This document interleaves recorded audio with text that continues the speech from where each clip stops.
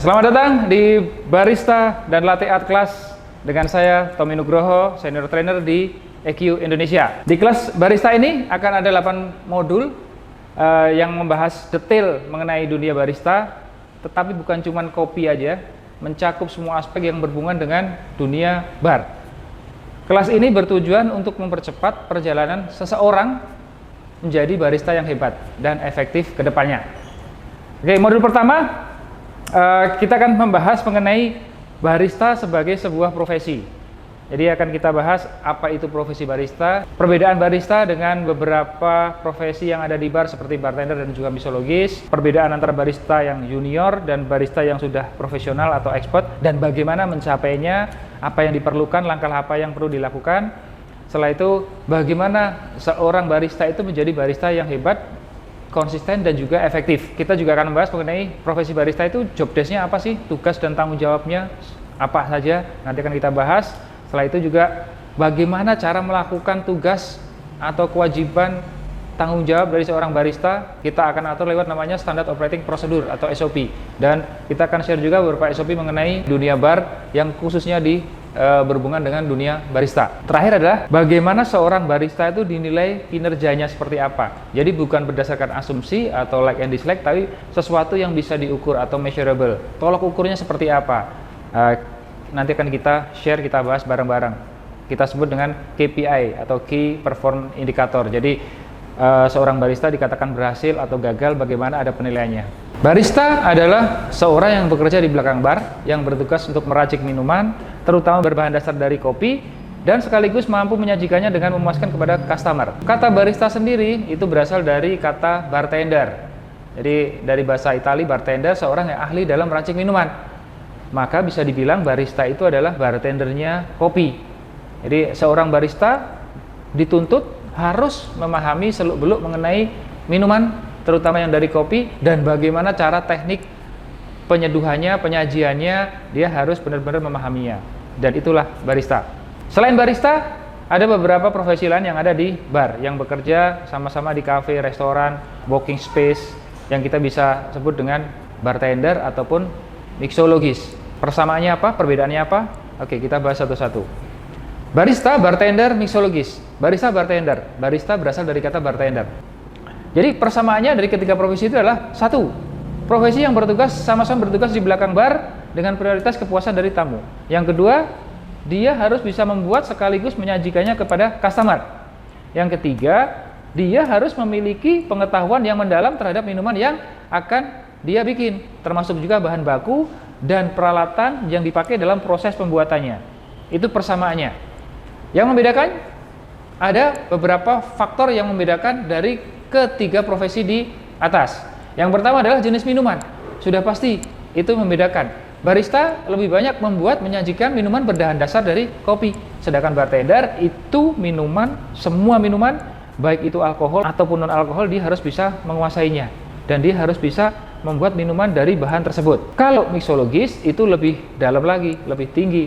Selain dia juga harus menguasai semua tentang minuman, dia juga sudah mulai bagaimana belajar mengoperasikan suatu bar. Jadi mulai dari persiapan bahan bakunya, dan dia harus menguasai bahan bakunya dari mana aja, karakter rasanya seperti apa, terus bagaimana nanti cara pembuatannya dengan teknik apa, dia bisa menguasai lebih detail. Selain itu juga dia harus bisa membuat menu dengan pricing strateginya, dengan harga, manajemen harganya, menghitung cost HPP-nya berapa. Terus habis itu yang paling penting adalah dia bisa memanfaatkan bahan yang seharusnya itu dibuang, yang tidak dipakai oleh bartender ataupun barista, di tangan seorang mixologis itu bisa dimanfaatkan menjadi sesuatu yang punya value atau punya nilai. Saya kasih contoh adalah, kalau barista bartender mungkin bikin jus jeruk, yang diambil adalah jusnya, mungkin di tangan mixologis kulitnya itu bisa dipakai menjadi bermacam-macam garnish. Yang kedua bisa dipakai buat selai atau jam. Yang ketiga bisa dipakai buat sirup dari kulit jeruk. Itu bisa dipakai lagi buat dibikin teh atau dikeringkan nanti dicampur sama teh. Itu bisa. Itu di tangan mixologis. Dan bahkan seorang mixologis itu bisa memperhitungkan kandungan nutrisi yang ada dalam satu minuman itu sebelum disajikan. Dia sudah bisa menghitungnya. Jadi jenis minuman itu membedakan antara ketiga profesi di atas. So bisa dikatakan mixologis itu adalah ilmuwannya minuman.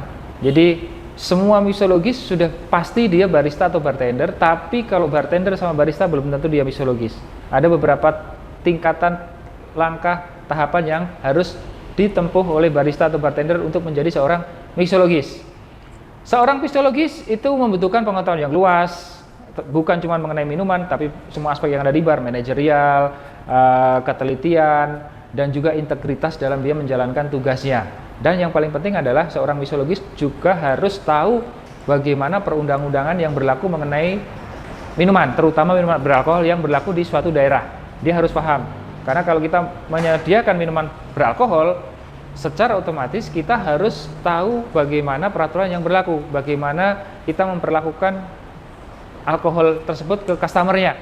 Karena di beberapa daerah, beberapa minuman beralkohol itu dibatasi peredarannya. Jadi kita tidak boleh menyediakan minuman beralkohol di daerah yang mempunyai peraturan bahwa di kota atau daerah tersebut tidak boleh ada peredaran mengenai alkohol. Dan mixologis harus paham, harus tahu mengenai itu.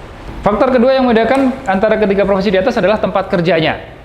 Kalau barista itu biasanya tempat kerjanya lebih tenang, dengan workflow yang lebih lambat, dia biasa di cafe shop atau restoran, sedangkan bartender itu tempat kerjanya lebih secara workflow lebih cepat, rush, secara ambience dia lebih bising, hingar-bingar, dan kadang lebih gelap. Sedangkan mixologis itu hampir sama seperti bartender, tapi dia biasanya di tempat yang lebih bar yang lebih premium.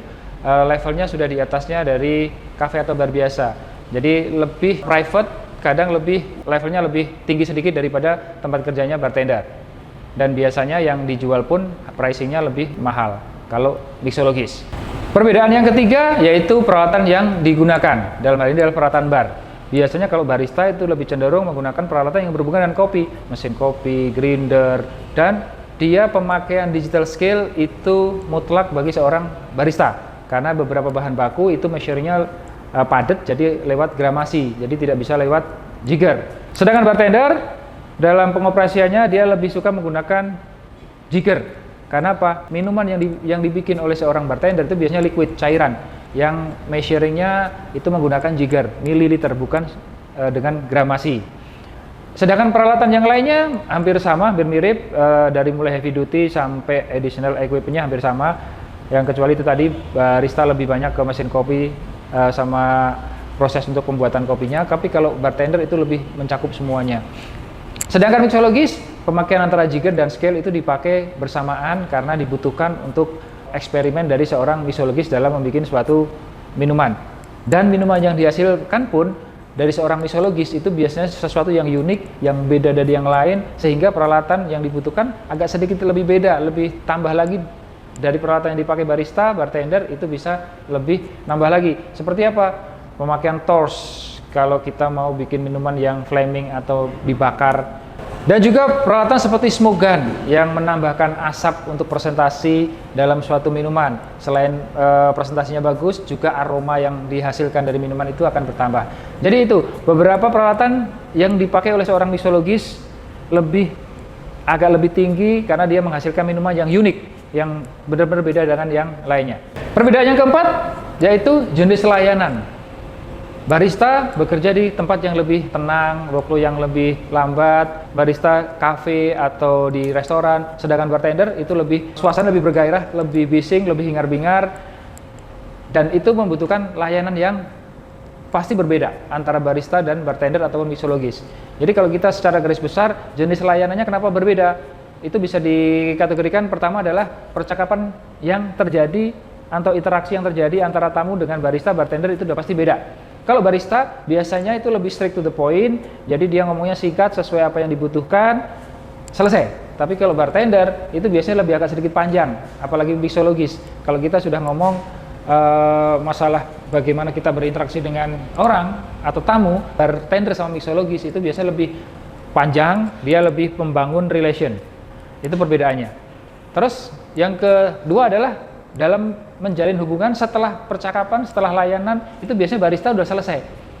Jadi selesai ngomong sesuai dengan dibutuhkan, selesai. Tapi kalau bartender sama mixologis, itu biasanya dia bisa lebih lama dalam membangun hubungan. Bahkan kadang sampai di luar kerjaan pun dia masih berhubungan dengan tamu. Karena apa? Tipikal tamu yang datang ke bar, yang datang ke tempatnya bartender ataupun ke mixologis itu biasanya orangnya yang pengen bersosialisasi, kadang dia pengen mencari hiburan untuk dirinya sendiri. Jadi dia butuh teman. Jadi itu yang menjadi hal kenapa bartender sama mixologis itu bisa lebih lama. Cara ngomongnya, cara membangun hubungannya dengan customer yang ada dibanding dengan barista. Terus yang ketiga adalah fleksibilitasnya.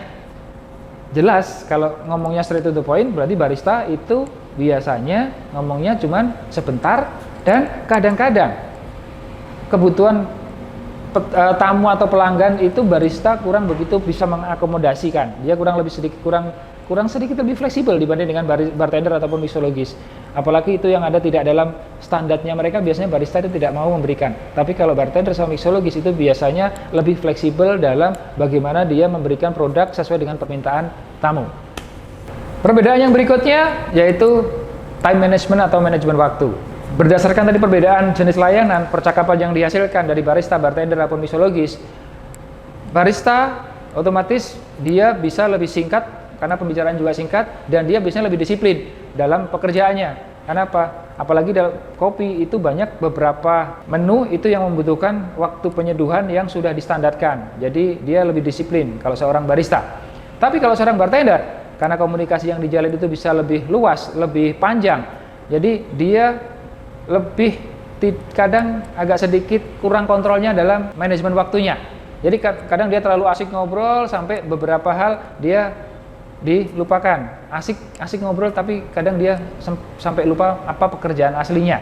Dan juga pembikinan minuman seorang bartender itu tidak dibatasi oleh waktu. Tidak seperti barista yang bikin kopi waktu penyeduhan itu dihitung. Tapi kalau kita bikin minuman campuran terutama yang dari alkohol ataupun minuman moktail, waktu tidak terlalu menjadi standar baku. Jadi itu yang membuat bartender itu disiplin waktunya masih lebih kurang dibanding dengan seorang barista. Sedangkan mixologis sudah pasti dia seorang yang disiplin karena berdasarkan riset, berdasarkan penelitian semua sudah diukur oleh seorang mixologis. Perbedaannya mixologis kalau sudah terlibat dengan pembicaraan atau komunikasi dengan tamu, kadang seorang mixologis juga dia kurang kontrol. Karena kalau sudah seorang mixologis ngobrol sama tamu itu biasanya ngomongnya bukan cuma minuman aja, tapi bisa sampai kemana-mana. Karena dia build relationnya dengan tamu itu lebih jago kalau seorang mixologis. Jadi bagaimana dia bisa mendapatkan trust atau bisa mengengage tamu itu lebih lama lagi untuk menjadi seorang loyal customer.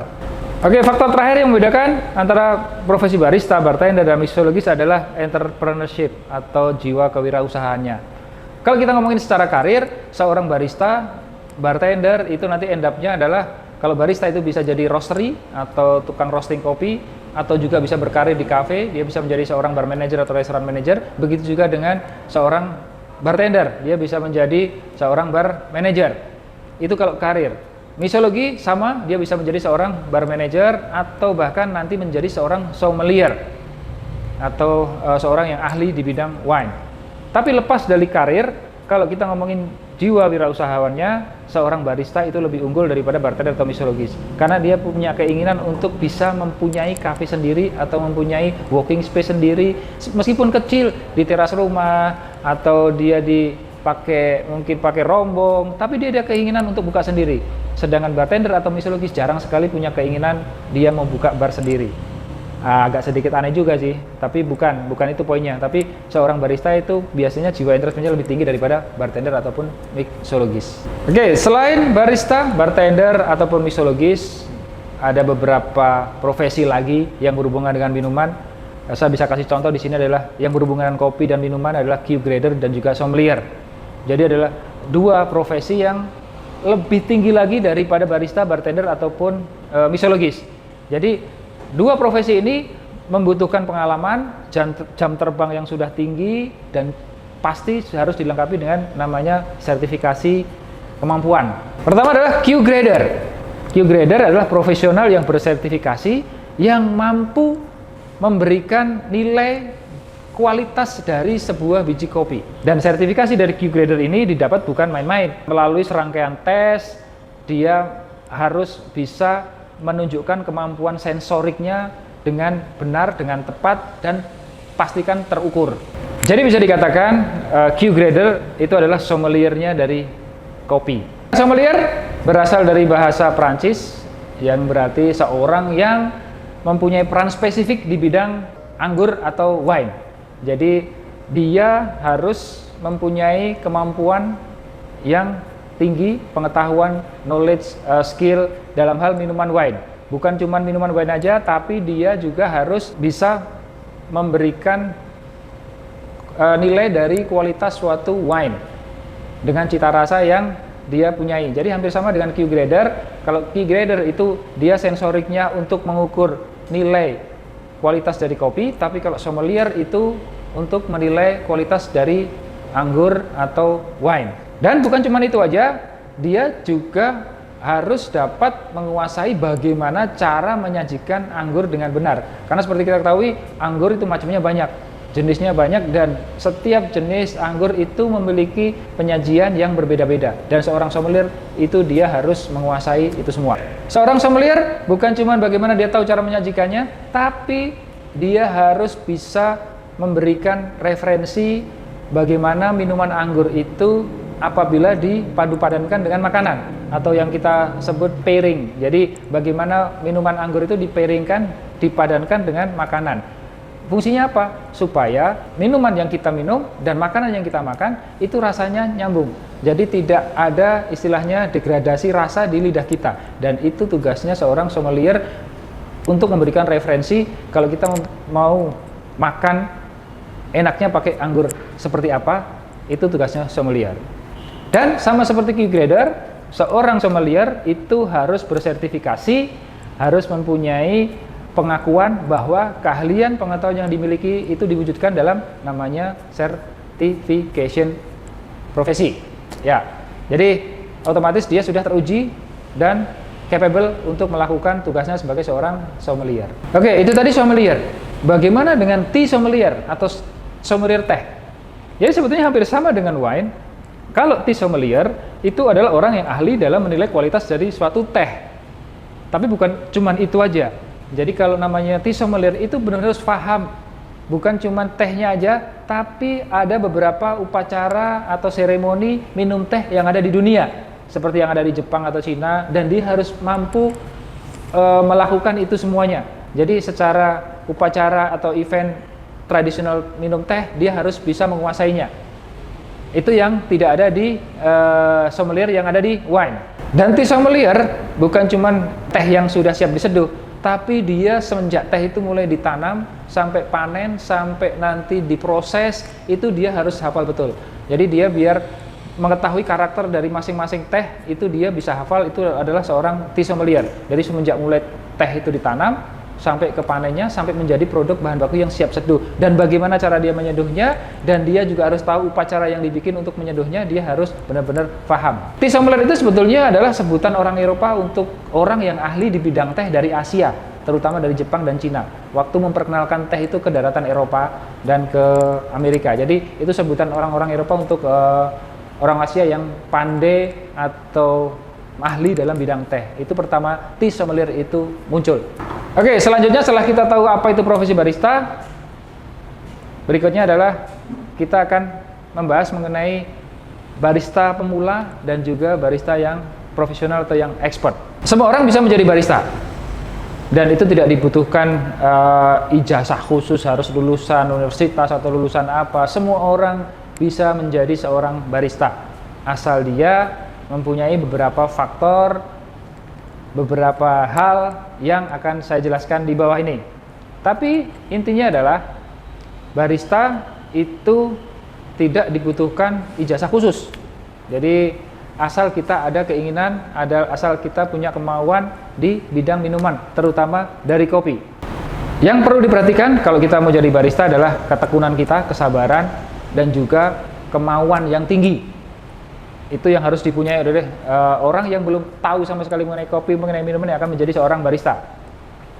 Terus ada beberapa faktornya, seperti saya sebutin tadi, ada beberapa faktor yang akan saya jelaskan, dan ini bisa ditanyakan ke diri Anda semuanya, sudah memiliki ini atau belum. Kalau belum memiliki hal di bawah yang mau saya share, itu saya tekankan Apakah tidak bisa nanti menjadi seorang barista apabila tidak mempunyainya? Masih tetap bisa, tapi saya pastikan tidak akan bisa maksimal kita menjadi seorang barista kalau kita tidak memiliki 4 hal yang mau saya share. Ya, bisa, tapi tidak akan maksimal. Oke, yang pertama adalah kita harus menjadi orang yang mencintai kopi dulu. Kalau itu tidak punya akan susah. Barista itu tidak lepas dari namanya kopi. Dan dalam mencintai ini bukan berarti kita cuma mencintai aja, tapi kita pastikan bahwa tubuh kita itu tidak menolak atau tidak intolerance dengan bahan baku terutama dari kopi. Karena nantinya menjadi seorang barista itu akan lebih sering bereksperimen, mengeksplor, membuat minuman, praktis, dan itu mau nggak mau kita harus tes. Kita harus menguji sensorik level kita terhadap minuman yang akan kita bikin atau kita sajikan kepada tamu. Dan kalau kita tidak bisa minum kopi, hasilnya tidak akan maksimal. Nggak mungkin kan kita mau bikin minum, ngasih ke orang, tapi kita nggak tahu rasanya. Nanti kalau terjadi sesuatu gimana? Kita tidak akan bisa, nanti kalau ada feedback atau komen atau komplain, kita tidak akan bisa reply. Udah saya pastikan itu. Dan kalau kita menekuni profesi yang benar-benar kita punya minat di dalamnya, itu akan lebih gampang. Dalam hal ini barista hubungannya adalah dengan kopi. Hal yang kedua adalah mempunyai kepribadian yang menarik. Ini bukan cuma sekedar ganteng dan cantik, tapi bagaimana kepribadian itu timbul dari dalam diri kita. Jadi kalau namanya kepribadian yang menarik, itu adalah kita bisa berinteraksi dengan orang, kita bisa komunikasi dengan orang, tanpa orang itu merasa, kalau zaman sekarang bisa ilfil atau nggak nyaman, nggak nyambung. Itu yang dimasukkan kepribadian yang menarik. Makanya kalau kita mempunyai kepribadian yang menarik, itu bukan cuma dari wajah, kita merepresentasikan diri kita ke orang. Tingkah laku kita, cara berjalan kita, cara berdiri kita, cara ngomong kita, cara memandang kita, itu adalah sesuatu yang menarik bagi orang untuk terus kita bisa berkomunikasi. Itu yang kita pastikan. Karena apa? Nanti kalau kita menjadi barista, kita akan berhubungan dengan banyak orang. Kita jualan makanan, minuman, pasti kan berhubungan dengan orang. Nggak mungkin kita nggak akan berhubungan dengan orang. Dan kalau kepribadian kita tidak menarik, orang akan merasa tidak nyaman. Dan kalau sudah tidak nyaman, pasti kita tidak akan bisa menjadi seorang barista yang baik. Ingat, barista adalah bikin minum, racik, tapi sekaligus menyajikannya dengan memuaskan. Kalau orang tidak mau ketemu kita, ya nggak mungkin. Itu salah satu alasannya. Jadi kalau kita ngomongin kepribadian yang menarik, intinya adalah bagaimana pelanggan itu akan mendapatkan kepercayaan dari kita. Dan kalau sudah kita mendapatkan kepercayaan dengan sikap profesional yang kita bikin, otomatis bisnis kita akan lebih sustain, akan lebih bisa bertahan. Faktor yang ketiga adalah profesi barista ini adalah sebagai salah satu pekerjaan sosial. Jadi pekerjaan yang menuntut kita bersosialisasi dengan orang. Plus kita harus mempunyai kemampuan untuk berkomunikasi dengan efektif. Kemampuan komunikasi yang efektif didapat dari mana? Kemampuan yang komunikasi yang efektif didapat dari semuanya. Dari verbal yang kita ucapkan, dari vokal atau intonasi, nada suara yang kita berikan atau kita suarakan ke tamu, dan terakhir adalah nonverbal. Nonverbal termasuk di sini adalah body language. Bagaimana bahasa tubuh kita. Jadi tatapan mata, tangan, kondisi kaki, kondisi kita duduk, kondisi kita berdiri, itu adalah salah satu komunikasi. Jadi verbal, jenis kata yang kita ucapkan, intonasinya atau vokalnya, terakhir adalah bagaimana kita bisa memaintain bahasa tubuh kita. Saya kasih contoh, kalau orang terlalu pemalu atau orang takut ngomong sama orang, akan kelihatan indikasinya adalah dia ngomongnya pasti nggak akan keras, pasti ngomongnya pelan sampai nggak kedengaran. Dan itu adalah salah satu hal yang harus kita hindari sebagai seorang barista. Kita komunikasi yang efektif, selain 3 hal tersebut, kita harus punya yang namanya self confidence atau kepercayaan diri. Itu yang paling penting. Kita ngomong menghadapi orang, kita harus punya self confidence. Otomatis kalau kita punya self confidence, kita akan lebih nyaman, kita akan lebih enak ngomongnya ke tamu dan bisa lebih terjalin komunikasi yang efektif antara kita dengan tamu. Itu tadi ketiga faktor internal dari seseorang yang pengen menjadi seorang barista. Apakah itu syarat mutlak? Tidak, seperti saya sebutin tadi. Tapi saya bisa pastikan kalau tidak mempunyai itu, tidak akan bisa menjadi seorang barista yang hebat, barista yang cool, barista yang efektif. Bisa tapi tidak akan maksimal. Oke, itu faktor internal. Sekarang faktor eksternalnya apa? Kalau seorang pengen jadi seorang barista dan dia belum paham sekali mengenai kopi, yang diperlukan adalah faktor keempat, faktor eksternal, yaitu adalah pengetahuan dari luar. Itu dibutuhkan, namanya adalah pengembangan diri kita. Kita mencari pengetahuan, kita mencari keahlian dari mana? Bisa dari baca buku, bisa dari sosial media atau online, bisa juga dengan offline. kita mengikuti pelatihan atau workshop seperti yang EQ lakukan kali ini adalah kita akan mendidik, kita akan memberikan gambaran mengenai profesi barista kepada orang yang ingin menjadi seorang barista. Dan kalau namanya pengembangan diri, kita harus terbuka semuanya. Jadi tidak boleh kita cepat putus asa, hilangkan kata tidak bisa kalau kita ingin belajar lebih menjadi seorang barista. Dalam proses pengembangan ini, pastikan kita menyerap semua pengetahuan mengenai dunia kopi, dunia minuman. Kita jangan pilih-pilih, kita serap semuanya aja nggak apa-apa. Nanti suatu saat kita akan bisa define mana yang cocok buat kita, mana yang akan cocok nanti buat bisnis yang akan kita jalankan. Kunci di faktor ini adalah kesabaran dan ketekunan dalam melakukan semuanya. Itu adalah kuncinya. Jadi kalau kita terlalu terburu-buru, kita tidak sabar, hasilnya tidak akan bisa maksimal. Oke, setelah 4 faktor tadi terpenuhi, dengan basic knowledge mengenai kopi, minuman, itu bisa dikatakan kita akan siap menjadi seorang junior barista atau barista pemula. Dengan kemampuan dasar mengenai kopi, tetapi belum berpengalaman di bidang minuman. Jadi masih dasarnya aja kita tahu, itu kita bisa katakan itu sudah menjadi seorang junior barista dan akan naik menjadi seorang profesional atau expert barista. Tapi pastikan sebelum kita mau melangkah lebih menjadi seorang expert barista, pastikan kita punya namanya tadi internal faktor dari dalam diri kita, sikap, attitude, kepribadian, itu tolong diperhatikan. Karena tanpa ada attitude yang baik, semua potensi yang ada dalam diri kita itu akan sia-sia. Oke, setelah tadi kita membahas mengenai junior barista, kriteria apa yang kita butuhkan dalam perjalanan menjadi seorang junior barista, next kita naik kelas lagi, moving forward, step lebih ke atas lagi, kita akan menjadi seorang expert barista. Kalau kita ngomongin expert barista, it means that seseorang yang sudah ahli di bidangnya, terutama di bidang minuman dari kopi, dan dia juga mampu menjaga mentalitinya dia mampu melakukan sesuatunya di bawah tekanan, mampu melakukan sesuatunya apabila sesuatu tidak berjalan dengan baik, dia bisa cari solusinya, dia bisa cari plan B-nya, bukan cuma plan A. Dan dipastikan seorang expert barista itu sudah pasti dia diakui dengan sertifikasi juga, dengan sertifikasi kompetensi. Dan secara keseluruhan di bar, di minuman, dia sudah benar-benar sudah menguasainya. Tapi sebelum sampai ke situ, ada beberapa kriteria yang perlu kita perhatikan kalau kita menjadi seorang expert barista. Yang pertama adalah seorang barista yang expert itu dalam hidupnya tidak ada kata berhenti untuk belajar. Dia setiap saat, setiap menit, setiap detik itu waktunya digunakan untuk belajar. Kalau kita bisa ngomong, belajar bisa sampai seumur hidupnya dia. Jadi itu adalah salah satu ketekunan seorang barista profesional atau integritasnya dia di situ.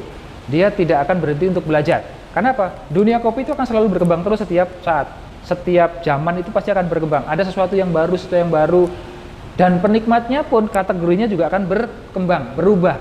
Dan seorang barista apabila dia tidak mau belajar, dia tidak akan bisa mengikuti tren. Otomatis dia tidak akan bisa menyajikan sesuatu sesuai dengan keinginan dari market atau customer. Dan makanya dia selalu belajar terus, memiliki rasa penasaran, menambah pengetahuan, referensi, bisa mengikuti forum-forum diskusi mengenai kopi, ikut komunitas barista atau komunitas kafe yang ada di kotanya. Itulah salah satu bagaimana dia menambah pengetahuan dan keahliannya dia. Dan juga pergi atau mengunjungi perkebunan kopi supaya dia lebih paham, dapat gambaran yang lebih. Tapi intinya adalah dia rasa belajarnya, rasa penasaran itu akan tetap hidup dalam dirinya. Langkah berikutnya menjadi seorang expert barista. Yang kedua adalah bagaimana dia bisa mengembangkan dirinya secara profesional. Mengembangkan diri ini dalam artian dia bisa memperluas jaringannya di dunia kopi, khususnya terutama di dunia minuman, di kafe atau restoran, dan dia ada kemungkinan untuk bisa berkolaborasi dengan salah satunya, dan itu salah satu cara dia mengembangkan dirinya. Yang keduanya adalah dia bisa mengikuti pelatihan lebih lanjut ke tingkat intermediate dulu baru lebih expert. Jadi setelah dari junior dia mengikuti pelatihan lagi supaya memperkaya pengetahuan dan juga keahliannya yang dia miliki. Terus memperkaya pengetahuan bukan cuma kopi, tapi di dunia minuman yang lainnya juga, seperti teh, minuman mocktail, minuman dingin, minuman campuran yang lainnya. Ini dibutuhkan untuk dia bisa membuat menu yang akan dia bikin itu lebih kaya, lebih variasinya lebih banyak, bukan cuma sekedar kopi. Dan juga balik lagi, orang penikmat kopi belum tentu dia akan setiap hari minum kopi. dia juga bisa menikmati minuman yang lain selain kopi. Terus kita mengikuti kompetisi barista. Tujuannya apa? Untuk mengasah keahlian yang kita miliki, itu yang pertama. Yang kedua, memperluas jaringan yang kita miliki di antara sesama barista selama pelaku bisnis di dalam bidang minuman. Dan yang ketiga yang paling penting adalah bagaimana mengukur diri kita sendiri seperti apa, kemampuan kita seperti apa. Jadi itu secara mentality, dan yang lainnya kita perlu ukur diri kita seberapa besar atau seberapa progresnya yang ada di dalam diri kita sendiri untuk menghadapi kompetisi ke depannya. Maksudnya bukan cuma kompetisi barista, tapi kompetisi di bidang bisnis. Kompetisi kalau kita mau bikin kopi sendiri, kompetisi kita bekerja di kafe, kompetisi bisnisnya kan itu lebih tinggi tingkatnya dari cuman sekedar kompetisi barista. Oke, langkah yang ketiga, kita harus siap menjadi pribadi yang terbuka. Kita jangan anti kritik, kita bisa menerima masukan, kita bisa menerima feedback, dan yang paling penting kita tidak malu melihat tren atau sekarang yang lagi booming di luar. Kita harus bisa melihat di luar kotak yang kita ada sekarang. Jadi kita dunia luar seperti apa, dan kalau perlu kita jangan malu, kita jangan takut. Kalau ternyata ilmu yang dari luar itu bisa bermanfaat buat kita, ya kita pakai. Jadi kita harus berani keluar dari tempat kita untuk menambah pengetahuan dan keahlian. Dan juga di sini bukan cuma kita dapat aja, tapi kita juga menjadi pribadi terbuka adalah bagaimana kita men-sharing knowledge atau ilmu yang kita punya kepada orang lain. Jadi bukan cuma kita yang pengen tahu pengetahuan, tapi kita juga harus bisa menularkan ilmu yang kita punya sebagai masukan, sebagai preference, sebagai motivasi buat junior-junior yang ada di bawah kita. Jadi biar mereka juga lebih berkembang. Kalau kita cuma belajar, tapi kita tidak mempelajari orang, itu akan kurang lengkap. Kalau kita mempelajarin orang, otomatis ilmu yang kita dapat itu juga tidak akan berkurang, tapi akan terus bertambah. Dan itu menjadi pribadi yang terbuka adalah salah satu kunci di poin ini. Langkah selanjutnya, yang nomor 4 adalah kita sudah mulai harus bisa belajar untuk mengembangkan bisnis. Jadi belajar sudah, kita mengembangkan diri sudah, menjadi pribadi yang terbuka, kita ngajarin orang sudah. Bagaimana sekarang kita belajar mengembangkan bisnis. Jadi cara berpikir kita sudah harus kita rubah, bagaimana menghasilkan uang, membuka bisnis yang baru. Jadi bukan cuma bagaimana kita bekerja sebagai seorang barista. Jadi kalau barista expert itu sudah mulai mengembangkan bisnisnya dengan apa? Ilmu managerial skill, ilmu manajemen, konsep pemasaran, konsep kafe, bagaimana cara menangani karyawan, bagaimana cara menangani keuangan, bagaimana cara menangani kepuasan pelanggan, bagaimana cara menghadapi konflik, dan bagaimana cara kita melakukan strategi marketing untuk bisnis kita. Jadi sudah harus mulai lebih mengembangkan creativity ide dengan cara pengembangan bisnis yang baru.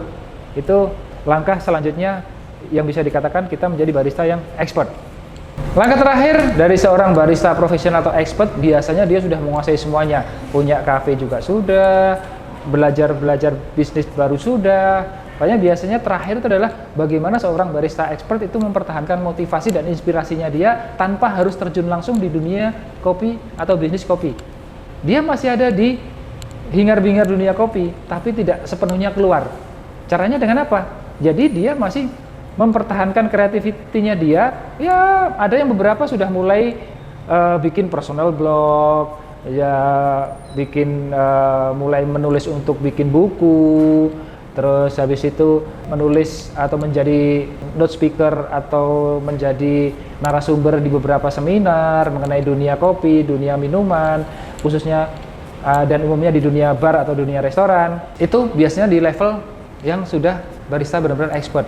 Dan yang paling penting, kalau sudah di level ini, biasanya dia bisa menjaga life balance-nya atau keseimbangan hidupnya dia. Dia sudah bisa mulai menghargai dirinya sendiri. Jadi kapan waktunya dia bisa istirahat, kapan waktunya buat keluarga. Jadi tidak melulu buat kopi aja. Dia masih tetap masuk di bisnis kopi, tapi dia sudah keluar, dia nggak secara langsung terjun di dalam bisnis kopinya. Dari luar, tapi dia masih tetap mempertahankan motivasi itu. Itu bisa kita kategorikan itu langkah terakhir bagaimana barista yang expert itu kita jalani. Oke, kesuksesan sebuah bisnis kafe atau bisnis kopi itu dibangun dari kekuatan minuman yang disajikan.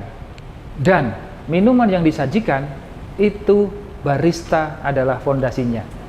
Jadi barista yang hebat tidak akan bisa dicapai dalam semalaman. Itu butuh dedikasi, butuh latihan, butuh praktis, butuh pengalaman.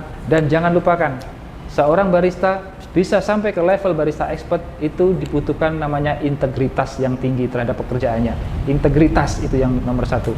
Jadi kalau saya bilang di awal tadi adalah kita tidak punya kepribadian, kita tidak punya sikap yang bagus, kita tidak akan bisa mengeksplor, kita akan tidak bisa mengeluarkan potensi yang ada dalam diri kita. Oke? Ya, itu tadi gambaran mengenai junior barista dan juga barista expert. Materi berikutnya adalah bagaimana kita bisa menjadi seorang barista yang selain hebat, tapi kita juga menjadi barista yang efektif. Seorang barista yang efektif bukan cuma dia konsisten, tapi dia juga efisien dalam pekerjaannya. Efisien yang dimaksud di sini adalah bagaimana seorang barista itu bisa menghasilkan hasil yang memuaskan dengan apapun peralatan, dengan apapun sumber daya yang dia punyai. Dia bisa memaksimalkan potensi yang penuh di minuman yang dia bikin dan menghasilkan produk yang konsisten secara kualitas. Itu kita bisa bilang kualitas hasil yang dibikin atau dihasilkan adalah dapatkan level yang outstanding atau memuaskan. Ada beberapa langkah yang perlu kita perhatikan kalau kita mau menjadi seorang barista yang efektif dan efisien. Yang pertama adalah pemahaman seorang barista mengenai job description dan SOP atau standard operating procedure yang dibikin di dalam suatu perusahaan. Jadi pemahaman mengenai job description ini bertujuan untuk mendapatkan arah dan tujuan yang jelas mengenai tugas apa yang dibebankan kepada seorang barista, dan juga dengan pengetahuan yang jelas mengenai standard operating procedure, barista itu bisa melakukan detail pekerjaannya dengan konsisten dan dengan efisien. Apabila hal ini dikuasai, barista akan benar-benar bekerja di jalan dan arah yang sudah tepat. Barista itu harus paham bagaimana prosedur dalam membuka dan menutup bar dengan benar dan konsisten. Dalam hal ini secara langsung akan berdampak pada operasionalnya. Jadi kalau kita poin pertama tidak bisa membuka opening duties-nya seorang barista, bisa dipastikan preparation akan berantakan, jalannya operation pasti akan berantakan juga. Dan itu poin pertama dari pemahaman mengenai job description dan SOP. Langkah yang kedua, barista tidak bisa lepas dari namanya kopi. Otomatis sebagai seorang barista harus mempunyai pengetahuan yang dalam mengenai dunia kopi. Mulai dari tanaman kopi itu ditanam sampai menjadi secangkir kopi di meja. Jadi cita rasa, kualitas dari kopi itu dipengaruhi semenjak dia ditanam sampai dia proses terakhir sebelum penyeduhan. Dengan penguasaan yang bagus mengenai kopi, otomatis kita akan bisa memperlakukan kopi itu dengan benar, menciptakan minuman sesuai dengan yang diinginkan, dan sekaligus juga bisa menemukan satu potensi penuh dari satu biji kopi yang akan kita proses. Dalam hal pengetahuan mengenai kopi, salah satu poin penting juga adalah bagaimana kita bisa bikin menunya, bisa memaksimalkan potensi rasa yang ada dalam suatu biji kopi adalah dengan penggunaan namanya rasio. Kalau kita sudah pakai rasio, konsistenkan di situ. Pemakaian rasio itu sangat penting untuk menghasilkan minuman kopi seperti yang kita inginkan, dan konsistensinya bisa lebih terjaga. Faktor selanjutnya, barista yang efektif, dia harus bisa menguasai peralatan bar yang dia punyai, terutama mengenai mesin espresso dan juga grinder untuk memastikan hasil seduhan minuman kopi yang dihasilkan itu seperti yang akan kita inginkan. Jadi kita lihat secara peralatan bar yang kita punyai, mesin espressonya seperti apa, jadi memastikan semua dalam keadaan normal, baik itu tekanannya, suhu airnya, aliran airnya tidak terhambat, dan suhu mesinnya itu sendiri. Peralatan yang kita punya dalam kondisi yang prima untuk menunjang produksi minuman yang akan kita bikin, dan kita juga memastikan bahwa peralatan yang kita pakai dalam keadaan bersih. Jadi kebersihan semua peralatan harus kita jaga. Karena apa? Kalau peralatan yang kita pakai nanti itu tidak bersih, itu impact-nya akan menurunkan kualitas cita rasa minuman kopi yang akan kita bikin. Pengecekan mesin itu harus dilakukan secara berkala, begitu juga dengan kebersihan mesin, pembersihan mesin harus kita lakukan secara berkala. Kalau kita seorang barista yang efektif, sebelum kita mulai kerja, kita sudah mengecek peralatan yang kita punya, kita bisa dapat memberikan solusi yang tepat. Saya kasih contoh seperti ini. Kalau kita sebelum operational, waktu tadi opening closing kita sudah apa yang kita lakukan, dan ternyata salah satu mesinnya kita ada masalah, berarti secara efektif kita sudah akan langsung bisa membuat plan B. Rusak, kita harus ngapain? Harus mencari penggantinya, atau harus membuat minuman kopi dengan metode yang lain, dan kita harus siap untuk itu yang dinamakan barista efektif. Jangan sampai kalau kita sudah buka, kita tidak ngecek, dan sudah running, baru ada orderan, ternyata mesinnya kita bermasalah, dan itu bukan barista yang efektif sama sekali. Oke. Ada beberapa catatan. Penggunaan peralatan mesin harus dibarengi juga dengan penggunaan measuring yang tepat untuk bahan baku yang akan kita bikin, dengan digital scale bubuk kopi sebelum kita masukkan ke dalam mesin kopi. Jadi konsistensi itu yang perlu kita jaga. Kalau tadi di menu adalah bagaimana penggunaan rasio, tapi kalau di peralatan bagaimana penggunaan scale atau timbangan untuk mengukur dosing dari minuman yang akan kita brewing. Faktor berikutnya, seorang barista yang efektif, dia juga harus bisa mendefine atau mengidentifikasi air yang digunakan itu air dalam keadaan bersih atau tidak. Jadi dia harus lihat dulu kalau airnya kotor, kurang bersih, ya jangan dipakai. Pastikan air yang dipakai benar-benar bersih. Karena apa? Dengan catatan, minuman kopi itu 98% adalah air, cuma 2%-nya kopi. Bayangkan kalau airnya sudah dalam kondisi yang rusak, pasti rasanya juga pasti akan rusak. Langkah selanjutnya, memastikan bahwa alur pekerjaan yang akan kita jalani itu bebas dari hambatan. Dan secara penempatan bahan baku itu efektif. Jadi kalau kita penempatan bahan baku yang ditaruh di bar itu efektif, kita tidak terhalang, kita tidak terganggu, kita tidak butuh waktu yang lebih untuk membuat suatu minuman, itu akan membuat kita efektif. Contohnya seperti apa? Kalau bahan baku yang kita tempatkan di bar kita itu masih dalam jangkauan tangan kita, dari antara mesin kopi, mesin grinder, sirup, kopinya, susunya, es batunya, gelasnya itu masih dalam satu jangkauan. Jadi kita tidak perlu lari-lari kemana untuk mencari bahan baku ataupun mengambil peralatan bar yang kita punya. Semuanya sudah tersedia di dalam satu jangkauan. Dan dipastikan di dalam satu jangkauan itu tidak ada hambatan, tidak ada halangan. Seperti kerat yang ada di lantai, atau kabel yang masih melintang, atau apalagi ada lubang, tailnya crack. Kita harus pastikan itu sebelum kita bekerja. Dan itulah salah satu langkah bagaimana kita bisa menjadi seorang barista yang efektif. Berikutnya, yang tidak kalah pentingnya adalah pelayanan. Apakah beda pelayanan dengan keramah tamahan? Bagi semua orang itu kelihatannya sama. Pelayanan dan keramah tamahan, padahal itu beda. Kalau kita ngomongin pelayanan dan keramah tamahan, itu sesuatu yang sama tapi berbeda. Nanti akan kita bahas di modul yang ke-8, bagaimana kita bicara mengenai hospitality service atau pelayanan keramah tamahan. Pelayanan dalam hal ini adalah pelayanan dari seorang barista yang efektif. Dia harus mempunyai planning atau rencana semenjak dia membuka bar, melakukan pekerjaannya, dan dia lebih fokus melayani di jam operasional. Makanya kalau dari urutan pertama tadi, dia sudah melakukan tugasnya dengan baik bagaimana membuka, waktunya itu akan habis fokus ke customer, melayani customer tanpa dibebani oleh peralatan ini rusak, bahan bakunya habis. Dia nggak akan mikir seperti itu. Dia sudah fokus kalau di jam operasional, dia sudah konsisten bagaimana melayani customer, bagaimana mengatur jalannya operation dengan tepat, cepat, dan efisien.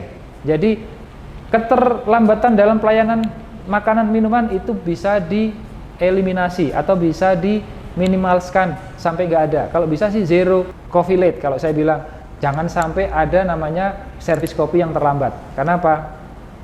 Minuman kopi terpengaruh besar sama suhu. Kalau pelayanan kita lambat, otomatis suhu akan turun. Itu rasanya sudah pasti akan berbeda, dan juga secara presentasi pasti akan berbeda. Apalagi seperti cappuccino atau latte, terlambat mengasihkan, suhunya sudah turun, foamnya sudah kempes, bentuknya sudah nggak bagus. Perlu digarisbawahi di pelayanan adalah cita rasa minuman kopi itu akan mengalami perubahan besar apabila terjadi keterlambatan sampai mengakibatkan berubahnya temperatur yang ada di minuman, entah itu panas ataupun dingin.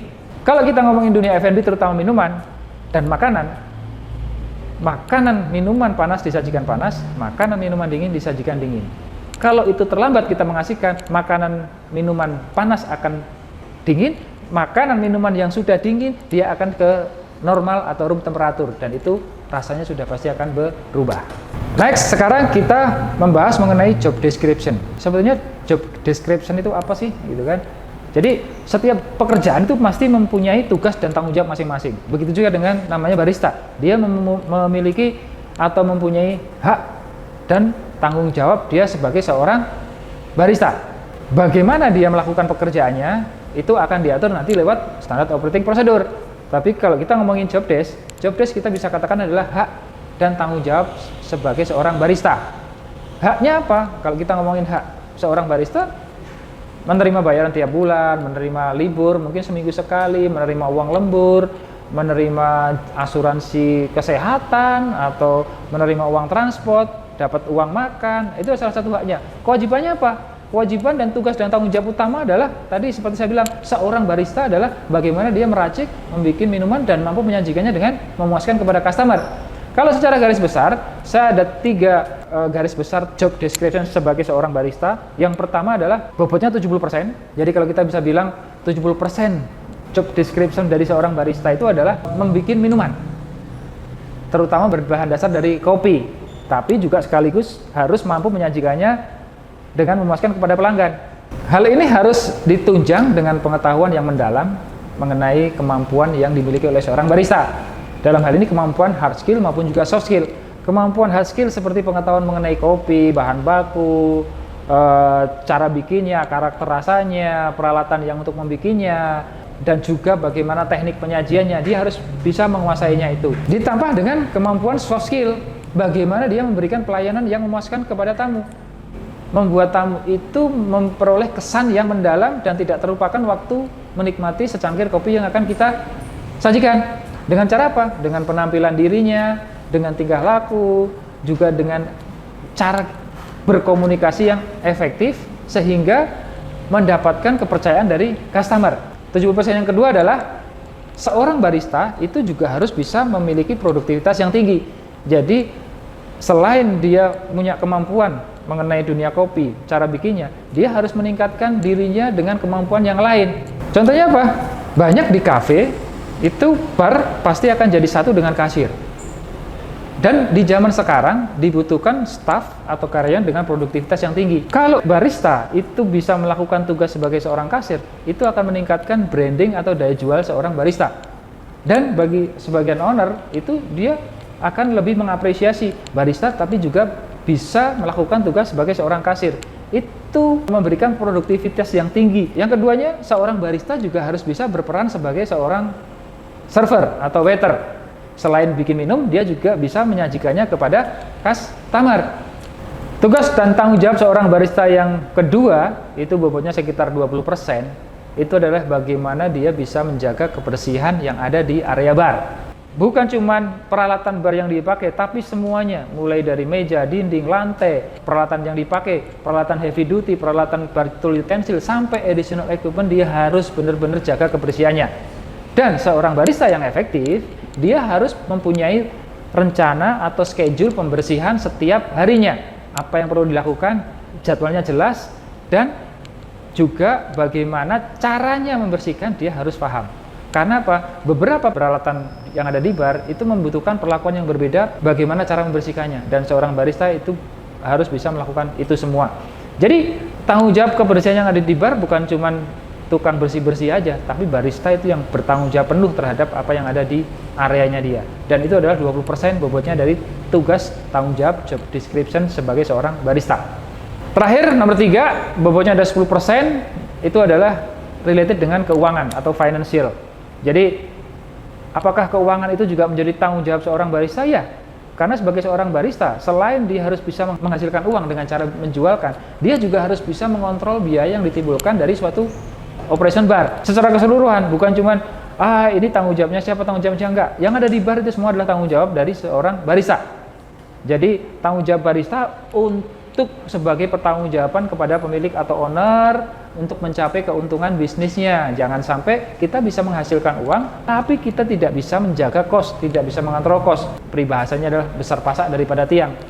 Nanti terakhir-terakhirnya ownernya boncos. Apalagi dia barista sebagai owner sendiri, dia harus bertanggung jawab. Ya kan? Semua usaha kan dibutuhkan adalah cuannya, uangnya. Dan yang paling penting adalah sustain, berkelanjutan. Semua bisnis yang diharapkan adalah itu. Kalau bisnisnya sustain, otomatis kita sebagai seorang barista akan juga sustain, berkelanjutan. Kita bisa tenang, kita bisa nyaman, kita bisa enak bekerja. Dan tanpa rasa khawatir juga. Caranya adalah dengan inventory atau checklist yang dilakukan setiap harinya oleh seorang barista. Itu adalah salah satu poin penting. Selain dia harus bisa bikin minum, menjaga kebersihan, dia juga harus bisa melakukan namanya checklist atau inventory. Bagaimana dia memperhatikan arus lalu lintas barang yang ada di barnya supaya tidak terjadi namanya kebocoran. Perlakuannya seperti apa? Nanti kita akan bahas di modul berikutnya. Lebih lengkap bagaimana perlakuan kita mengenai bahan baku, cara penyimpanan, sistem inventorinya seperti apa. Nanti akan kita bahas lebih detail di modul menu sendiri. Jadi secara garis besar itu adalah job description atau hak, tugas, dan tanggung jawab sebagai seorang barista. Next, kita akan membahas mengenai SOP atau Standard Operating Procedure yang related dengan seorang barista. Standard Operating Procedure atau kita bisa singkat dengan SOP adalah suatu dokumen yang berisi prosedur secara terperinci untuk melakukan tugas atau suatu pekerjaan dengan detail. Ada beberapa SOP yang berbeda-beda, bisa dikategorikan menjadi beberapa jenis. Tergantung tugas, tanggung jawab, dan pekerjaan yang akan dilakukan. Jadi pertama itu bisa berwujud namanya prosedur. Jadi kalau prosedur itu adalah panduan dalam melakukan sesuatu atau proses pekerjaan sesuatu. Caranya seperti apa, urut-urutannya seperti apa, langkahnya seperti apa, itu guidance atau panduan yang lengkap. Saya bisa kasih contoh adalah SOP yang berwujud prosedur seperti cara membersihkan mesin kopi, cara penyambut tamu, cara membersihkan mesin grinder, cara menyeduh kopi lewat mesin espresso. Itu adalah cara, prosedur. Metodenya, panduannya sudah dijelaskan secara detail. SOP yang wujud yang kedua, jenis yang kedua adalah berwujud checklist atau kita bisa sebut adalah checklist adalah berwujud format yang sederhana, simple. Jadi berisi daftar yang berurutan mengenai apa saja yang harus diperiksa, apa saja yang harus dicek, apa saja yang harus dilihat. Itu bisa berwujud opening, closing, duties checklist. Jadi cara membuka dan menutup restoran. Checklistnya seperti apa? Mungkin bisa saya kasih sedikit gambaran. Opening, bar. Checklistnya seperti apa? Kita tinggal tik aja. Hidupkan lampu, hidupkan AC, cek mesin kopi, hidupkan mesin kopi, cek mesin grinder, apakah sudah dalam keadaan bagus, hidupkan mesin grinder, cek semua peralatan yang ada, gelas, cutleries, dan itulah salah satu bagaimana SOP checklist itu dibikin. Yang kedua bisa berwujud, saya kasih contoh adalah inventory list. Jadi inventory list, inventory bahan baku yang ada, nanti itu berwujud checklist. SOP yang berikutnya bisa berwujud namanya code of conduct, atau kalau di sini kalau di bahasa Indonesia kan sistem kekaryawanan. Jadi untuk menilai integritas seorang barista dalam bekerjanya.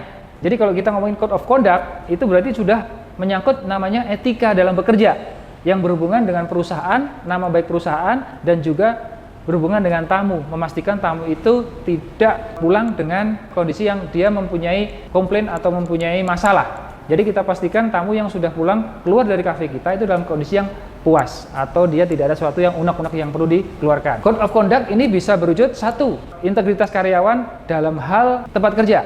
Saya bisa bilang seperti contohnya adalah bagaimana kalau dia mencuri, bagaimana kalau dia berkelahi, bagaimana kalau dia sampai apalagi membunuh orang. Itu kan salah satu integritas karyawan. Bagaimana dia dinilai, itu ada SOP-nya, harus ngapain.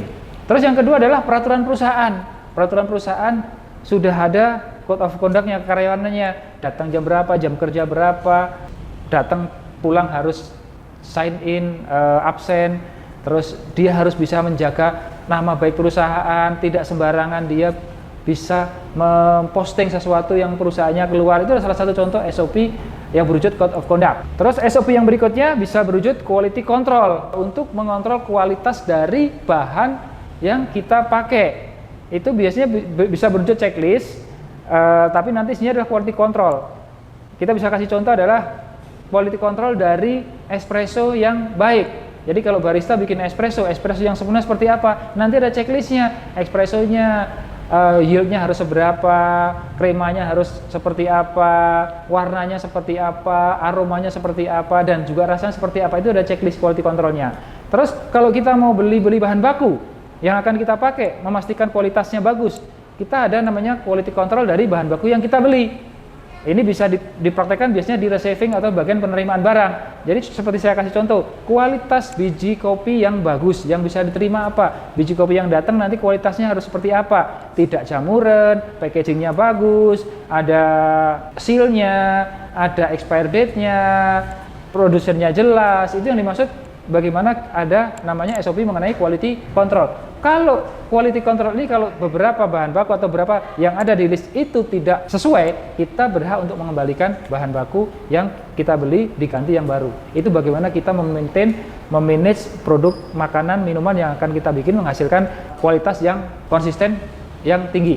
Setiap perusahaan itu pasti memiliki SOP yang berbeda-beda. Hal ini dikarenakan masing-masing perusahaan itu memiliki konsep sesuai misi, visinya yang berbeda-beda juga. Jadi kita tidak bisa samakan, mungkin kafe A sama kafe B SOP-nya mungkin bisa berbeda, mungkin bisa sama. Karena itu haknya dari setiap perusahaan masing-masing. Dia menentukan konsep, visi, misinya mereka sendiri, dan kita tidak boleh nanti menjenit, oh ini salah, ini benar. Tidak ada, balik lagi. Semua tergantung visi, misi, konsep perusahaan masing-masing. SOP dibikin, itu tujuannya adalah satu, sebagai pedoman dan panduan agar hasil pekerjaan itu bisa lebih efektif, lebih optimal, efisien, dan konsisten. Konsistensi kerja bukan cuma produknya tok, tapi bagaimana konsistensi seorang barista melakukan itu juga dihitung lewat SOP. Konsistensi antara hasil minuman dan konsistensi cara melakukan itu harus seimbang.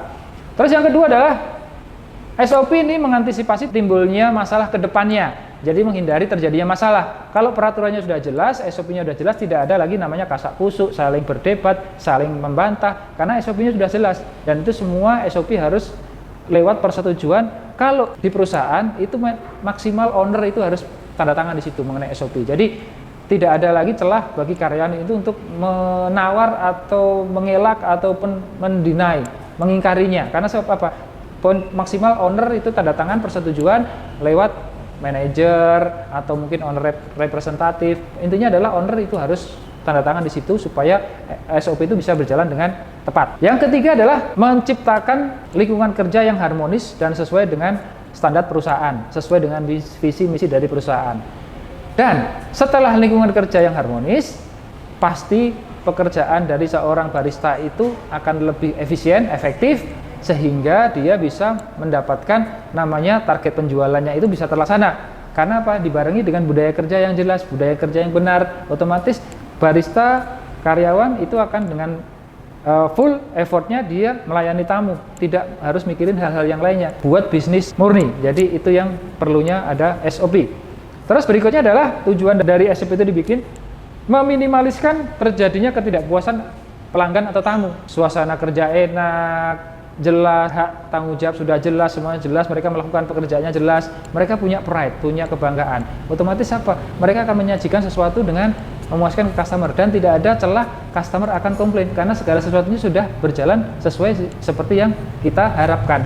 Otomatis tamu pasti akan merasa puas. Terus terakhir adalah kalau namanya SOP-nya jelas, bagusnya buat suatu perusahaan adalah itu sebagai indikator suatu perusahaan itu bisa berhasil, brandingnya bagus, kelihatan bagus dari bukan cuma kelihatan, memang di luar namanya sudah bagus, dan itu meningkatkan daya saing perusahaan yang akan kita bantu untuk operasionalnya. Jadi kita bekerja di situ, kita juga bangga perusahaan yang kita kerja itu brandingnya bagus, otomatis akan impact ke branding dari baristanya itu sendiri, karena otomatis meningkatkan branding baristanya.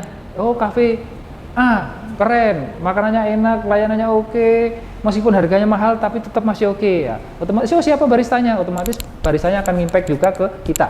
Jadi branding yang akan kita pegang, akan kita sandang itu akan bagus ke depannya. Jadi itu SOP, Standard Operating Procedure, panduan, instruksi yang jelas, detail bagaimana cara melakukan suatu tugas atau pekerjaan. Tujuannya apa, wujudnya apa sudah saya share. Dan terakhir adalah SOP yang dapat berhasil dan efektif. Itu adalah SOP yang dalam pembikinannya itu menghilangkan namanya asumsi. Jadi tidak ada asumsi. Mungkin, saya kira, saya pikir, tidak ada SOP yang ada asumsi. SOP itu dibikin semuanya harus jelas, measurable, bisa diukur, bisa dilihat dalam menjalankan suatu tugas. Hasilnya pun bisa dianalisa, bisa diukur, itu SOP yang efektif dan pasti akan berhasil. Tapi kalau SOP yang masih menggunakan asumsi, itu sudah dipastikan SOP itu tidak akan bisa berjalan. Oke, di modul ini kita juga sudah sertakan di attachment, ada beberapa modul mengenai SOP yang berhubungan dengan barista dan bar. Ada sekitar 15 SOP, nanti bisa di-download juga. Salah satunya adalah bagaimana cara membuka dan menutup bar, cara melayani pemesanan minuman, cara penampilan kita, penampilan diri, terus habis itu ada cara kita upselling, cara menangani glassware, cara melayani penyambutan tamu, cara berbicara dengan tamu, teamwork, cara pembuatan espresso yang benar, espresso checklist, cappuccino checklist. Ada beberapa SOP yang akan kita share, bisa di-download di modul. Untuk detailnya nanti bisa di-download sendiri.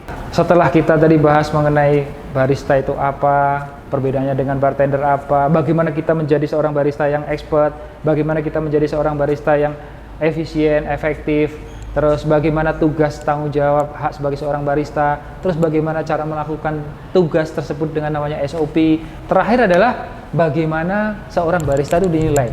Penilaian itu yang berhasil, yang bagus adalah penilaian yang berdasarkan hasil yang bisa diukur atau measurable, bukan sebatas asumsi seperti saya bilang di SOP. Jadi penilaian itu akan mengidentifikasikan bahwa seorang barista itu berhasil atau gagal dalam melakukan tanggung jawabnya, dan itu semua bisa diukur. Tolok ukurnya itu bisa dipertanggungjawabkan. Itu kita namakan key perform indicator atau kunci keberhasilan dari seorang barista. Biasanya ada 5 penilaian kalau kita mau menilai seorang barista dalam KPI. Jadi pertama adalah biasanya nilainya 0, itu tidak ada yang terpenuhi. Jadi kalau bahasa Inggrisnya adalah doesn't meet expectation.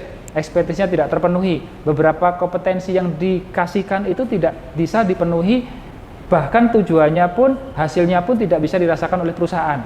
Itu yang pertama. Terus yang kedua adalah biasanya sebagian itu terpenuhi, atau bahasa Inggrisnya adalah partially meet expectation. Jadi beberapa kompetensi yang dibebankan ke barista itu sudah terpenuhi, tapi ada beberapa yang tidak terpenuhi juga. Jadi beberapa yang bisa menghasilkan hasil yang bagus, tapi sebagian tidak.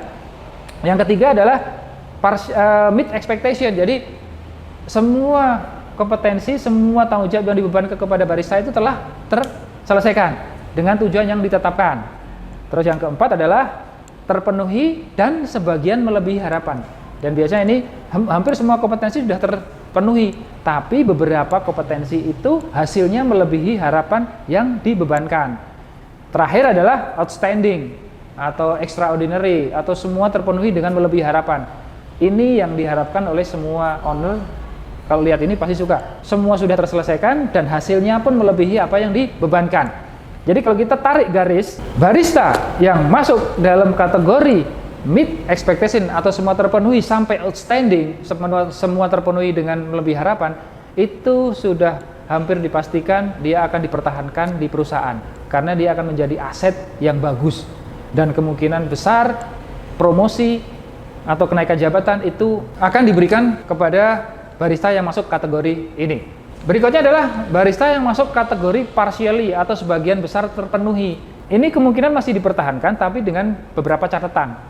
Dan kalau sudah seperti ini, biasanya ada time frame atau waktu tertentu, dia ada koreksi lagi. Mungkin nggak sampai setahun, 3 bulan sampai 4 bulan dia akan dikoreksi. Catatan itu sudah ada perbaikan atau belum. Tapi kalau belum ada perbaikan yang signifikan, biasanya dia tidak akan diteruskan. Tapi kalau dia sudah ada perbaikan, biasanya akan lanjut sampai setahun berikutnya. Dan yang terakhir adalah barista yang ada di kategori yang doesn't meet atau tidak terpenuhi. Sudah pasti kemungkinan besar dia pasti akan dilepas. Karena apa? Kontribusi yang dia berikan itu tidak sebanding dengan apa yang perusahaan keluarkan buat dia.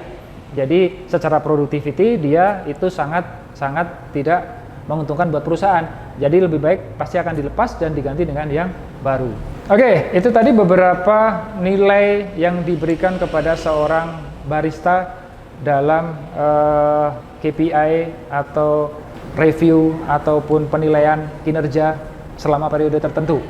Pertanyaan saya sekarang adalah, apa yang dinilai biasanya yang dinilai buat barista? Ada beberapa kriteria penilaian terhadap kinerja barista, terutama yang berdasarkan pada job description yang telah diberikan. Ada sekitar, ini saya ambil general, ada sekitar 7 kriteria. Yang pertama adalah tingkat layanan atau tingkat keramah tamahannya dia. Jadi yang menjadi ukuran adalah bagaimana seorang barista itu dinilai dia secara pekerjaan sehari-hari bisa memuaskan tamu nggak, gitu kan? Jadi menjadikan kepuasan tamu itu sebagai fokus dalam dia menjalankan tugasnya sebagai seorang barista. Oke, penilaian yang kedua adalah bagaimana seorang barista dinilai secara integritasnya. Jadi integritas itu bisa dilihat dari tingkat kejujurannya dia. Bagaimana dia bisa menjalankan pekerjaannya secara etika perusahaan yang benar. Terus bagaimana dia bisa menjaga dirinya sendiri. Bagaimana dia bisa menjaga kerahasiaan informasi atau apapun yang ada di dalam perusahaan. Itu adalah salah satu contoh penilaian yang ada di dalam integritas seorang barista. Penilaian berikutnya adalah kerjasama tim atau teamwork. Jadi seorang barista akan dinilai dia bekerja itu berdasarkan tim atau individual. Karena kalau bekerja secara tim itu akan bisa dapat mencapai tujuan bersama-sama. Dan yang pastinya seorang yang bekerja dalam satu tim itu bisa melepaskan yang namanya ego. Bagaimana dia tujuan perusahaan adalah menjadi tujuannya, bukan tujuan pribadi. Itu yang dimaksud dengan teamwork. Apakah harus teamwork? Enggak. Kadang barista juga harus dilihat selain dia bisa bekerja sebagai tim, apakah dia mampu bekerja secara individu, bekerja secara sendiri. Bagaimana dia bisa mengelola stres, bisa mengelola pressure, tekanan yang dihadapi dalam pekerjaan. Itu akan dilihat juga. Bagi seorang barista yang efektif, otomatis dia akan pasti bisa melakukan pekerjaan secara individu atau secara personal. Apapun keadaannya, dia bisa memberikan hasil pekerjaan yang maksimal karena dia sudah menguasai semuanya. Dan itu juga bisa dilihat dalam aspek penilaian kerjasama dalam tim. Penilaian yang berikutnya adalah dia memiliki, kalau bahasa Inggrisnya adalah ownership atau memiliki rasa yang memiliki. Jadi bertanggung jawab dengan tindakan atau putusan yang akan diambil. Sebelum mengambil kebijakan atau keputusan apapun itu, seorang barista itu biasanya menganalisa dulu apa yang benar berdasarkan informasi yang dia terima. Dan seorang barista biasanya dia itu dapat mengambil alih peran, entah itu temannya dari kasir ataupun dari server waiter, dia bisa mengambil peran itu. Seperti yang saya sebutkan tadi di job description awal, 70% adalah seorang barista itu produktif. Dia produktivitinya itu dinilai. Selain dia bisa bikin minuman, dia juga harus bisa mengerjakan tugas sebagai seorang server ataupun sebagai seorang kasir. Ya, itu ownership atau rasa memiliki. Di sini juga berlaku juga perlakuan dia terhadap barang-barang yang ada di dalam bar. Termasuk dalam penilaian rasa memiliki adalah bagaimana dia bisa menjaga barang-barang yang ada di bar, bagaimana merawatnya, membersihkannya, supaya tidak cepat rusak. Itu adalah salah satu penilaian dalam bagaimana dia memiliki rasa memiliki. Penilaian berikutnya adalah leadership atau kepemimpinan. Pertanyaan adalah, apakah barista punya anak buah? Kenapa dia harus dinilai leadershipnya? Yang dinilai di sini adalah seorang itu punya namanya leadership in me atau kepemimpinan dalam dirinya sendiri. Barista yang efektif melakukan sesuatunya pasti punya rencana, dan disinilah dinilai seorang barista bekerja itu berdasarkan rencana atau planning yang jelas atau enggak. Jadi sebelum kerja apa yang dilakukan, otomatis kalau dia sudah punya rencana, dia mempunyai kepemimpinan dalam dirinya sendiri. Bagaimana dia bisa mengontrol dirinya sendiri, bagaimana dia bisa mengontrol pekerjaan yang akan dia lakukan, bagaimana dia kalau tidak melakukan pekerjaan sudah tahu resiko apa yang akan diambil. Dan dia secara 100% dia bertanggung jawab atas apa yang dilakukan. Itu yang namanya leadership. Kalau salah yang ngaku salah aja. Jadi nggak usah berbelit-belit, apalagi menyalahkan orang lain. Itu jelas jadinya dia tidak ada namanya rasanya leadership dalam dirinya sendiri. Orang yang punya leadership, dia bertanggung jawab atas apapun yang dia kerjakan. Entah itu bagus, entah itu buruk, dia bisa bertanggung jawab. Itu yang namanya leadership. Oke, yang berikutnya adalah semua pengusaha, semua owner itu pasti akan mengharapkan hasil yang diberikan oleh barista. Dia mengeluarkan uang untuk membayar gajinya, otomatis hasilnya pekerjaan itu yang akan dirasakan oleh owner. Jadi kalau seorang barista dinilai mampu nggak mencapai hasil yang telah ditetapkan dengan memuaskan, atau mungkin malah melebihi harapan yang dibebankan ke dia, dan dalam waktu yang telah ditentukan, time frame yang jelas. Itu yang dimaksud dengan penilaian hasil yang diberikan oleh seorang barista. Jadi orientasinya kepada hasil. Jadi hasil diberikan melampaui target, dan waktu yang diberikan tidak melebihi tempo yang diberikan. Itu yang dimaksud dengan penilaian hasil atau orientasinya kepada hasil. Terus yang terakhir, penilaian terhadap seorang barista adalah bagaimana dia mengembangkan dirinya sendiri. Tadi kita sudah ngomongin barista expert adalah dia tidak akan pernah putus bagaimana belajar, dan dia selalu mengembangkan dirinya sendiri. Dan di sini kalau indikatornya seperti apa? Jadi kalau barista dinilai pengembangan dirinya kurang, itu bisa kelihatan kalau dia dikasih kesempatan tapi dia tidak mengambil kesempatan itu. Jadi contohnya adalah pengembangan diri, biasanya kalau seorang barista dikasih beban tanggung jawab lebih di luar job desk-nya, dia bisa mengerjakan, itu adalah salah satu indikator kalau dia mau mengembangkan diri. Indikator yang keduanya apa? Kalau namanya di kafe, restoran, atau di F&B, setiap hari kan kita pasti ada briefing. Itu kelihatan banget siapa yang aktif ngomong, siapa yang aktif nanya, siapa yang aktif kasih usul. Itu bisa dilihat. Itu berarti orang yang pengen dia mengembangkan dirinya sendiri. Dia punya ide disampaikan, dia punya pertanyaan ditanyakan. Itu adalah salah satu ciri. It's simple. Kalau kita cuma diam aja, itu sudah salah satu indikator kalau dia tidak mau maju. Apalagi nanti dikasih tanggung jawab yang lebih. Apalagi tanggung jawab itu bukan menjadi job description-nya dia, pasti dia tidak akan mau. Jadi itu adalah salah satu indikator. Ya, jadi pengembangan diri termasuk juga bagaimana dia rajin mengikuti training yang diberikan oleh perusahaan. Selalu datang begitu ada training, pelatihan, dia datang rajin ngikutin, tidak pernah bolos. Itu adalah salah satu indikator bagaimana dia punya kemauan untuk mengembangkan dirinya. Oke, ya itu ada beberapa penilaian mengenai seorang barista. Ada sekitar 7 poin apa yang dinilai dan semuanya bisa measurable, bisa diukur. Oke, ini tadi materi terakhir mengenai modul barista.